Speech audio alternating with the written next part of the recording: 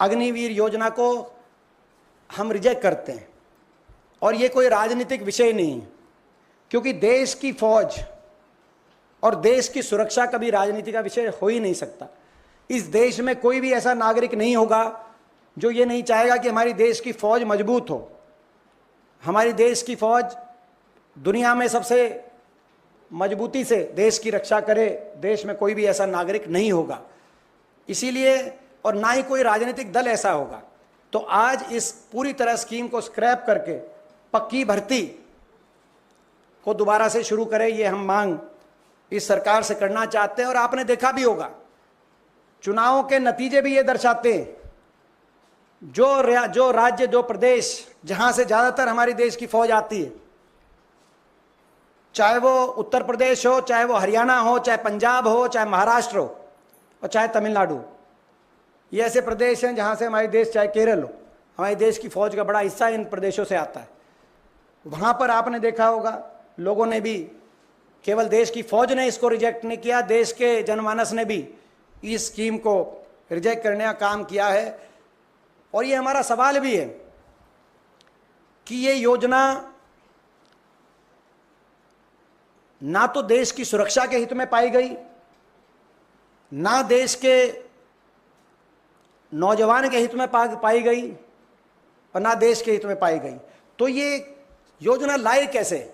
और ना ही ये भाजपा के घोषणा पत्र में थी, ये कोई भारतीय जनता पार्टी या किसी पार्टी के घोषणा पत्र में नहीं थी। और इसको, योजना को लागू करने की मांग भी देश में कोई नहीं कर रहा था, ना फौज कर रही थी, कहीं देश का कोई नौजवान कर रहा था, ना भारतीय जनता पार्टी के घोषणा पत्र में ये योजना थी, ना देश का कोई वर्ग कह रहा था अग्निपथ योजना लेके आओ।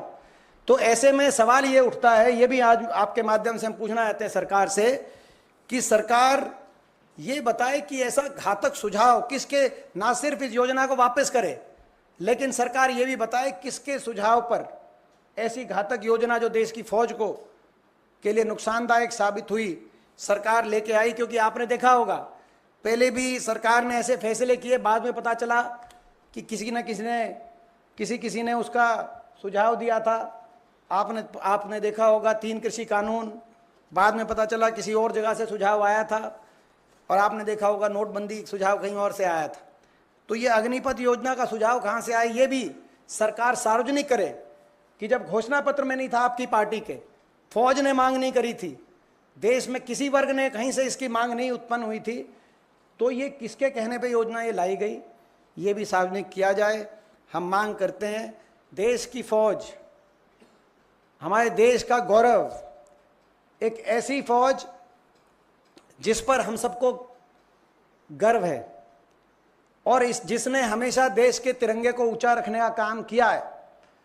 देश की फौज वो फौज है, पक्की भर्ती से नियुक्त वो फौज, देश के 75 साल के इतिहास में उस फौज पर और फौज की भूमिका पर और फौज के शौर्य पे कोई प्रश्न चिन्ह नहीं लगाया जा सकता। 75 साल। हमसे जुड़े रहने के लिए हमारे YouTube चैनल को सब्सक्राइब करें और नई वीडियो की नोटिफिकेशन के लिए बेल आइकॉन को दबाएं। अगर आप ये वीडियो Facebook पर देख रहे हैं तो लाइक जरूर करें और ज्यादा से ज्यादा शेयर करें। धन्यवाद।